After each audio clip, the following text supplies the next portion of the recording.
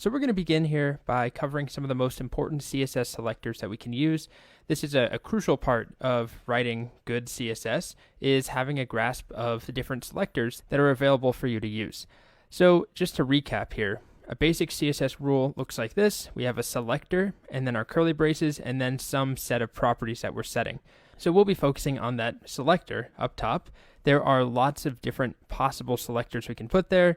Things like selecting by an element, as we've already seen, make all H1s purple, all the way up to more complicated things like what we have right here. This is a combination of an element selector with a attribute selector and then a nth of type pseudo selector on top of that. So quite a few things going on, but by the end of this unit, you should have a good understanding of what the heck this is.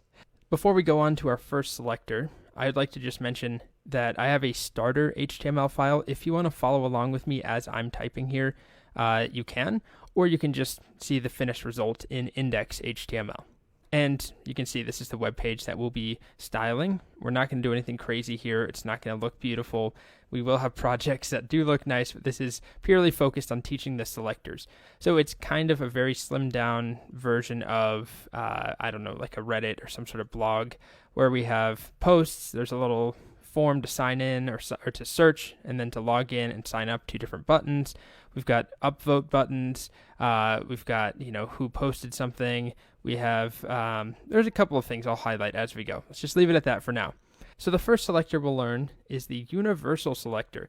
Honestly, I don't think I've ever used this. It seems like you might have a good use for it. It selects everything in the document. And so if you wanted to make everything black or you wanted to make everything, a certain font size, it might seem like you could use this, and you definitely could, but it's not generally a good idea because on a larger document, it can be pretty inefficient, and there are other ways to achieve this. So if you're trying to select every piece of text and make it black or make it purple, the star or the universal selector here is also going to be selecting every possible element on the page, including things that you're not going to be able to make black, like an image, for example, or all of the divs and containers and other elements that may not actually have text to style. So I'll just show it to you though. Here's my app.css. It's connected to my file, and I will select everything using that. And we can do something like color is pink. Refresh. And now everything is pink, as you can see here. Or I could do, a background color is cyan. Now we get our body with a cyan background, but also the buttons have a background. The input has a background. Everything has a background of cyan. So that is the universal selector. Again, not very commonly used, but it is a thing. Now the next selector we've already seen, it's the element selector. This selects everything of a given type. So all images, or, if I wanted to make all of these, or all buttons, or I don't know what I would do, but let's say I want to select all buttons on the page and make them a bit larger. Button, and then font size, how about, 30 pixels?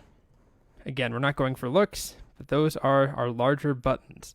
So that's every button on the page. And then the last thing we'll see in this video is that we can use a comma to combine multiple selectors in a list. So right here, H1, H2 is going to select all H1s and all H2s. So it styles both of them and makes them magenta.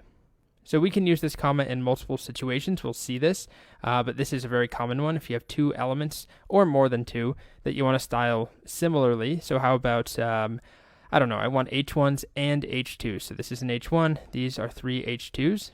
If I want them to all be of a certain color or a certain size, let's just do color. H1, H2.